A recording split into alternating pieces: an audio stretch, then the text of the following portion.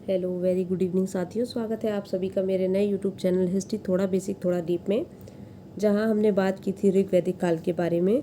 ऋग्वैदिक काल ख़त्म हो चुका है और उससे संबंधित एक प्रश्न सीरीज़ जो मैं प्रश्न का वीडियो बनाती हूँ क्वेश्चन आंसर का, वो अभी बाकी है, जो हम इस टॉपिक के बाद बना लेंगे। तो आज हमने जो टॉपिक लेके आए हैं वो हम लेकर आए हैं छठी शताब्दी ईसा पूर्व धार्मिक आंदोलनों का। आपको पता है कि छठी शताब्दी ईसा पूर्व में कई धार्मिक आंदोलन हुए थे, जिसमें बौद्ध धर्म का, जैन धर्म का, शैव धर्म का और पारसी धर्म, यहूदी धर्म, ईसाई धर्म, यहाँ तक कि इस्लाम धर्म, इन सब का उदय हुआ था। तो हम यहाँ पे जो मेन हमारे बौद्ध धर्म, जैन धर्म है, इनके बारे में हम पढ़ लेंगे। बाकी और जो भी धर्म है उनके बारे में मैंने शॉर्ट वीडियोस बना रखे हैं, आप चाहें तो वहाँ से नोट्स बना सकते हैं, देख सकते हैं। तो उसका लिंक मैं डिस्क्रिप्शन में डाल दूंगी। चलिए, तो अभी हम आज शुरू करते हैं अपना छठी शताब्दी ईसा पूर्व धार्मिक आंदोलन, जिसमें हम पहला धर्म बौद्ध धर्म के बारे में पढ़ने जा रहे हैं। तो छठी शताब्दी ईसा पूर्व में हुए धार्मिक आंदोलन, ठीक है। तो मध्य गंगा घाटी में अनेक संप्रदायों का उदय हुआ था, जिनमें जैन धर्म और बौद्ध धर्म या जैन संप्रदाय या बौद्ध संप्रदाय प्रमुख हैं। हम यहाँ बात कर रहे हैं बौद्ध धर्म के बारे में। बौद्ध धर्म बेसिकली इसके बारे में कुछ ऐसा नहीं है कि बहुत एक्सप्लेन करना है या बहुत ज़्यादा समझना है, सारी चीज़ें याद करने वाली और माइंड में स्टोर करने वाली है। तो हम इसको कुछ पार्ट्स में डिवाइड करके पढ़ लेते हैं। वीडियो एक ही पार्ट में बन रही है। यहाँ हमने 3 इसके पेज हैं, तो 3 पेजों में अलग अलग डिवाइड किया है, तो उस हिसाब से हम पढ़ लेते हैं। तो सबसे पहले हम देख लेते हैं इनके मेन पॉइंट को। तो जो बौद्ध धर्म था, बौद्ध धर्म के प्रवर्तक कौन थे? प्रवर्तक आपको पता है महात्मा बुद्ध थे, जिनके बचपन का नाम सिद्धार्थ था। इनका जन्म कब हुआ? 563 ईसा पूर्व में इनका जन्म हुआ है। सिंहली परंपरा के अनुसार अगर पूछा जाए तो 624 ईसा पूर्व में।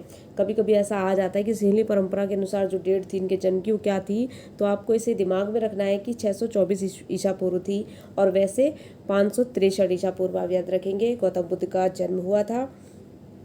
और जन्म कहाँ हुआ था? नेपाल में कपिलवस्तु के पास लुम्बिनी नामक स्थान में हुआ था, और साल वृक्ष के नीचे ये हुआ था, ये याद रखेंगे। साल के वृक्ष के नीचे इनका जन्म हुआ है, ज्ञान की प्राप्ति नहीं हुई है, ये याद रखेंगे, बाद में कन्फ्यूजन हो जाता है, ठीक है। चलिए, फिर हम बात करेंगे पिता की इनके। तो पिता इनके शुद्धोधन थे, जो कि साक्य गढ़ के मुखिया थे। एग्जाम में ये पूछा गया है कि शुद्धोधन किस संघ से संबंधित थे, तो आपको याद होना चाहिए कि साक्य गढ़ के मुखिया थे। माता की अगर बात करें तो इनकी माता माया देवी या महामाया थीं, जो कि कोलीय गणराज्य या देवदह कुल से संबंधित थीं। इनका भी कुल पूछा जा सकता है, तो कोलीय गणराज्य या फिर देवदह कुल, देवदह जो इनका मायका भी था, ठीक है, इस कुल से ये संबंधित थीं। और वहीं ये देवदह अपने मायके घूमने जा रही थीं, तो रास्ते में इनकी मृत्यु हो गई थी बुद्ध के जन्म के 7वें दिन ही, ठीक है। तो अपने माता की मृत्यु के बाद इनका लालन पालन किसने किया? तो लालन पालन इनकी मौसी थी प्रजापति गौतमी। तो प्रजापति गौतमी के द्वारा इनका लालन पालन किया गया, और उसके बाद जब ये थोड़े यंग हो गए, 16 वर्ष की आयु हो गई, तब इनका विवाह किया गया 16 वर्ष की अवस्था में यशोधरा नामक राजकुमारी के साथ, ठीक है। यशोधरा के साथ विवाह हुआ है गौतम बुद्ध का। उसके बाद इनको एक पुत्र की प्राप्ति हुई। इनका पुत्र, जिसका नाम राहुल था, बौद्ध ग्रंथों में इसको कंटक कहा गया है। कंटक का अर्थ होता है कांटा। बौद्ध ग्रंथों में राहुल को कंटक का नाम इसलिए दिया है कि जब जब महात्मा बुद्ध गृह त्याग करना चाहते थे, अपने पुत्र का मुख देखकर वो घर से बाहर नहीं जा पाते थे, उनको एक मोह, एक बंधन जकड़े रहता था। इस कारण जो बौद्ध ग्रंथों में राहुल को नाम दिया गया है वो कंटक दिया गया है। इसके अलावा इनका जो सारथी था महात्मा बुद्ध का, उसका नाम छंदक या फिर छन्न या छंद था, ठीक है, छंदक भी कहते हैं इसको, आप याद रखेंगे। ये सारे पॉइंट जो मैं यहाँ बता रही हूँ एग्जाम में पूछे हुए हैं। आप पहले के एग्जाम में सारथी, घोड़ा, ये सब नहीं पूछे जाते थे, लेकिन आजकल जो एग्जाम का पैटर्न है उसमें इनका सारथी, घोड़ा, इनसे संबंधित जितनी चीज़ें हैं सबको इम्पोर्टेंस दी गई है। तो आपको सारी चीज़ों को एक बार देखना है और अपने माइंड में रखना है, नोट्स जरूर बना लीजिएगा, ठीक है। तो सारथी का नाम आपको पता चल गया, छंदक भी है, छंद भी है या छन्न भी है, ठीक है। घोड़े का नाम इनके कंथक था, ठीक है, घोड़े का नाम क्या था? कंथक। और गौतम बुद्ध को एशिया का ज्योतिर्पुंज या लाइट ऑफ एशिया के नाम से भी जाना जाता है। एशिया का ज्योतिपुंज या लाइट ऑफ एशिया के नाम से किसको जाना जाता है? गौतम बुद्ध या महात्मा बुद्ध को। चलिए हम बात कर लेते हैं, आगे बढ़ते हैं। अब यहाँ देखिए, हमने 2 पार्ट्स में, कलर के अकॉर्डिंग मैंने इसको 2 पार्ट्स बना दिए हैं। पहले हम इनकी जो इनसे जीवन से जुड़ी हुई घटनाएं उनको कवर करेंगे, ठीक है। तो हम बात करते हैं यहाँ पर गृह त्याग की। गृह त्याग इन्होंने 29 वर्ष की अवस्था में किया है और बौद्ध ग्रंथों में इस घटना को महाभिनिष्क्रमण कहा गया है। ठीक है, जो गृह त्याग की घटना है उसको बौद्ध ग्रंथों में महाभिनिष्क्रमण कहा गया है। याद रखेंगे, आपके एग्जाम में बार बार पूछा जाता है कि महाभिनिष्क्रमण क्या है या फिर गृह त्याग की घटना को क्या कहा गया है, तो आप इसे याद रखेंगे। और कब गृह त्याग किया? 29 वर्ष की अवस्था में। ठीक है, इनके बड़े भाई थे, उनसे इन्होंने परमिशन ली कि मैं घर से बाहर जा सकता हूँ और अपने ज्ञान की तलाश में जा रहा हूँ, तो परमिशन लेके घर से निकल गए थे 29 वर्ष की अवस्था में। सिद्धार्थ के प्रथम गुरु की अगर बात करें तो अलार कलाम इनके प्रथम गुरु हुए, जिन्होंने इन्हें सांख्य दर्शन की शिक्षा दी। आपको पता चल गया कि सिद्धार्थ के प्रथम गुरु अलार कलाम हैं। ठीक है, आपने ये चीज़ याद कर ली, लेकिन अगर पूछा जाएगा किस चीज़ की शिक्षा लेने गए, क्या मतलब किस चीज़ की शिक्षा दी, तो आपको याद रखना है सांख्य दर्शन की शिक्षा दी, ये भी आपको पता होना चाहिए। इसके अलावा दूसरे जो थे वो राजगीर के रुद्रकराम थे। ठीक है, राजगीर के रुद्रकराम पुत्र थे जो कि इनके दूसरे गुरु बने। यहाँ एक इंपॉर्टेंट चीज़ छूट गई है, अलार कलाम जो थे आपके ये वैशाली के थे। ठीक है, जगह पूछी जाती है, कई बार पूछ सकता है आपसे कि अलार कलाम कहाँ के थे, तो वैशाली के थे। वैशाली के अलार कलाम पहले गुरु और राजगीर के रुद्रकराम पुत्र दूसरे गुरु बन गए थे। मध्यम निकाय एक ग्रंथ है आपका।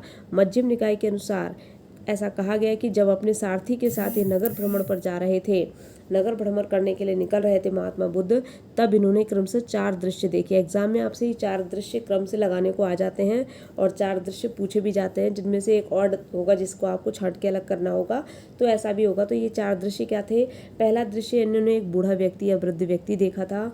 दूसरे दृश्य में इन्होंने एक रोगी व्यक्ति देखा।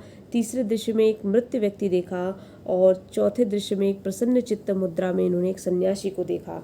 ठीक है, तो इस प्रकार इन्होंने 4 दृश्य देखे और उन्हें पता चल गया कि संसार में केवल दुख ही दुख है। तो इन सब मोह मायाओं को त्याग कर अगर एक सन्यासी का जीवन बिताया जाए तो वो वही क्या है, सच्चे ज्ञान की खोज में सार्थक होगा। इस टाइप के इनके विचार बदले और इन्होंने गृह त्याग का जो मन था वो बना लिया। उसके बाद ये गए और इन्होंने घोर तपस्या करना प्रारंभ किया। तो तपस्या इन्होंने कितने वर्ष की थी? 6 वर्ष की कठिन तपस्या, ये भी आप याद रखेंगे। 6 वर्ष की कठिन तपस्या की थी इन्होंने। और ज्ञान प्राप्ति कब हुई थी इनको? 35 वर्ष की अवस्था में। ठीक है, 29 वर्ष की अवस्था में इन्होंने गृह त्याग किया और 6 वर्ष की कठिन तपस्या के बाद 35 वर्ष की आयु में इनको ज्ञान की प्राप्ति हो गई थी। और जब इनको ज्ञान की प्राप्ति हुई थी, वो जो दिन था वो वैसाखी की पूर्णिमा थी। क्या थी? वैसाखी की पूर्णिमा। तो वैसाखी की पूर्णिमा की रात निरंजना, फल्गु या पुनपुन, तीनों नाम इंपॉर्टेंट हैं। एक ही नदी के 3 नाम हैं। निरंजना, फल्गु या पुनपुन नदी के किनारे पीपल वृक्ष के नीचे इनको ज्ञान की प्राप्ति हुई थी। ठीक है, साल का वृक्ष नहीं है। साल का वृक्ष क्या है? जन्म हुआ था इनका साल के वृक्ष के नीचे, लेकिन ज्ञान की प्राप्ति पीपल के वृक्ष। तो आपसे एक रिक्वेस्ट करूंगी, साल के वृक्ष को आप भूल जाइए, वो सिर्फ एक जानकारी के तौर पर बताया गया। यहाँ पीपल का वृक्ष बहुत इंपॉर्टेंट है। पीपल के वृक्ष के नीचे इनको ज्ञान की प्राप्ति हुई थी। ठीक हो गया, ये इनके जन्म से संबंधित कुछ घटनाएं थी, इनके जीवन से संबंधित। अब हम थोड़ा सा आगे बढ़ते हैं। जब इन्हें ज्ञान प्राप्त हो चुका है उसके आगे बढ़ते हैं, आगे देखते हैं। तो ज्ञान प्राप्ति के बाद सिद्धार्थ को क्या कहा गया? बुद्ध कहा गया। और जिस स्थान पर इन्हें ज्ञान प्राप्त हुआ वह स्थान क्या कहलाया?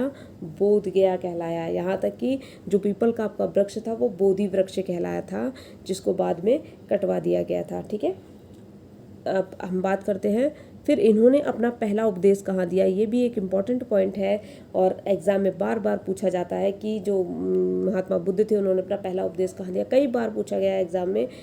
तो सारनाथ, इसका आंसर क्या है? सारनाथ। कहाँ दिया था पहला उपदेश? सारनाथ में। लेकिन ऑप्शन में अगर सारनाथ नहीं आया तब ऋषिपत्तनम भी आपको याद रखना है। सारनाथ, ऋषिपत्तनम यूपी में इन्होंने दिया था। ये दोनों जगह आपकी यूपी में पड़ती हैं। सारनाथ ऋषिपत्तनम में पड़ता है, ऋषिपत्तनम यूपी में पड़ता है। तो ठीक है, सारनाथ में दिया था इन्होंने पहला उपदेश, यानी ऋषिपत्तनम में दिया था। ठीक है, इस घटना को, अब ये पहले उपदेश की घटना है, इसको बौद्ध ग्रंथों में धर्म चक्र प्रवर्तन या धर्म चक्र परिवर्तन कहा गया। ये भी आप याद रखेंगे। गृह त्याग की घटना महाभिनिष्क्रमण और प्रथम उपदेश की घटना धर्म चक्र प्रवर्तन या धर्म चक्र परिवर्तन कहा गया है, ये भी याद रखेंगे। इसके अलावा बुद्ध ने अपने उपदेश दिए, किस भाषा में दिए? पाली भाषा में दिए थे। सर्वाधिक उपदेश कहाँ दिए थे? श्रावस्ती में दिए। ये श्रावस्ती भी आपका यूपी में पड़ता है, इसे भी आप याद रखेंगे। बुद्ध की मृत्यु की बात करें, सॉरी यहाँ बुद्धि हो गया, टाइपिंग मिस्टेक।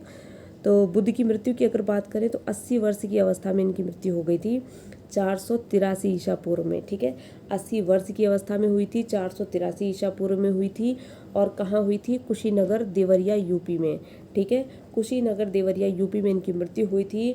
अंतिम समय में जो इन्होंने भोजन किया था वो चुंद द्वारा किया था, यानी चुंद ने इनको अंतिम समय में भोजन कराया था, तो चुंद द्वारा अर्पित भोजन करने के बाद इनकी मृत्यु हो गई थी। ठीक है, बौद्ध ग्रंथों में इनकी मृत्यु की घटना महापरिनिर्वाण कहलाती है। ये भी आप याद रखेंगे, महापरिनिर्वाण क्या कहलाता है? जब इनकी मृत्यु हुई थी महात्मा बुद्ध की, उस घटना को बौद्ध ग्रंथों में महापरिनिर्वाण कहते हैं। गृह त्याग की घटना महापरिनिष्क्रमण कहलाती है और प्रथम उपदेश की घटना धर्मचक्र प्रवर्तन कहलाती है। इस प्रकार से आप याद रख लेंगे। चलिए आगे बढ़ते हैं और अब बात करते हैं कुछ और पॉइंट जो रह गए हैं। तो बुद्ध की मृत्यु के बाद जो मल्ल एक जाति होती थी, तो मल्लों ने अत्यंत सम्मान पूर्वक बुद्ध का अंतिम संस्कार किया था। ठीक हो गया। इसके बाद अपनी मृत्यु से पूर्व महात्मा बुद्ध ने कुशीनगर के एक परिवारजक यानी सुभक्ष, ठीक है, उनका नाम क्या है? सुभक्ष।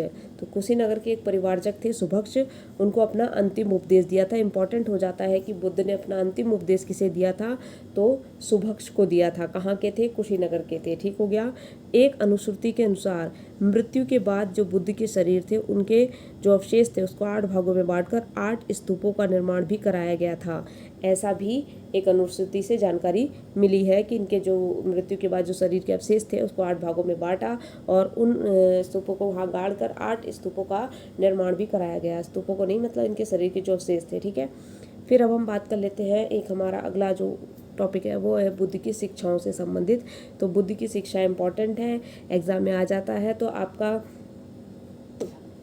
सबसे पहले मैं बता दूं आपको बुद्ध की शिक्षाओं के बारे में, 1-2 पॉइंट यहाँ छूट गए जो अभी मुझे याद आ गया है। जो आपका बुद्ध जो थे वो अनीश्वरवादी थे, लेकिन आत्मा को मानते थे। ठीक है, अनीश्वरवादी थे। तो चलिए, विश्व दुखों से भरा है, ये सिद्धांत कहाँ से लिया गया है? उपनिषदों से लिया गया है। ठीक है, बुद्ध विश्व दुखों से भरा है, ये सिद्धांत उपनिषदों से लिया गया है। बौद्ध संघ में प्रविष्ट होने के लिए एक संस्कार कराया जाता था और वो संस्कार होता था उपसंपदा संस्कार। तो ये अनिवार्य संस्कार था, आपको प्रवेश लेने से पहले इस संस्कार से होकर गुजरना होता था। बौद्ध संघ में सम्मिलित होने के लिए न्यूनतम आयु सीमा रखी गई थी 15 वर्ष। ठीक है, 15 वर्ष की आयु सीमा निर्धारित की गई थी। इसके अलावा बौद्ध धर्म का जो पवित्र और महत्वपूर्ण त्यौहार है वो वैशाख पूर्णिमा है। ठीक है, जिसे हम बुद्ध पूर्णिमा के नाम से भी जानते हैं। ऐसा क्यों? क्योंकि ये त्यौहार इसलिए महत्वपूर्ण हो जाता है क्योंकि इसी दिन बुद्ध का जन्म भी हुआ था, उनको ज्ञान की प्राप्ति भी हुई थी और महापरिनिर्वाण की प्राप्ति यानी उनकी मृत्यु भी इसी दिन हुई थी। तो इसलिए ये बौद्ध धर्म में काफ़ी महत्वपूर्ण दिन हो जाता है। इसके अलावा हम बात करते हैं बौद्ध धर्म के त्रिरत्नों की। तो बुद्ध धम्म संघ ये क्या है? बौद्ध धर्म के त्रिरत्न हैं। ठीक है, ये एक जानकारी के तौर पर मैंने आपको बता दिया। ये इनकी शिक्षाएं हो गई। इसके अलावा बुद्ध अनीश्वरवादी थे, ये भी आप याद रखेंगे। अगर कोई ऐसा फैक्ट जो मैं गलत बता दूं, क्योंकि गलती किसी से भी हो सकती है, तो प्लीज़ आप कमेंट बॉक्स में बता दीजिएगा मुझे, मैं उसको करेक्ट कर दूंगी। और बाकी इनके जो बौद्ध धर्म की जो संगतियाँ थीं, 3 बौद्ध संगतियाँ थीं जो कि बहुत इंपॉर्टेंट हैं, जिनका लिंक मैं डिस्क्रिप्शन में डालूंगी और मैंने उस पर एक शॉर्ट वीडियो बनाया, वहाँ से आप नोट्स बना सकते हैं, उसको देख सकते हैं। अगर आप चाहते हैं कि मैं उसको एक्सप्लेन करूँ वीडियो में तो आप मुझे कमेंट करेंगे और मैं उसको एक वीडियो लेकर आऊँगी जिसमें मैं उनको एक्सप्लेन कर दूँगी। वैसे उसमें एक्सप्लेन कर लेंगे, इतना कुछ है नहीं, आप चाहे तो शॉर्ट वीडियो से नोट्स बना सकते हैं, मैं लिंक डिस्क्रिप्शन में दे दूँगी। चलिए, अगर आपको वीडियो अच्छा लगा हो तो प्लीज़ लाइक सब्सक्राइब शेयर कीजिएगा और अपना सपोर्ट दीजिएगा मुझे। धन्यवाद, मिलते हैं नेक्स्ट वीडियो में। Thank you so much.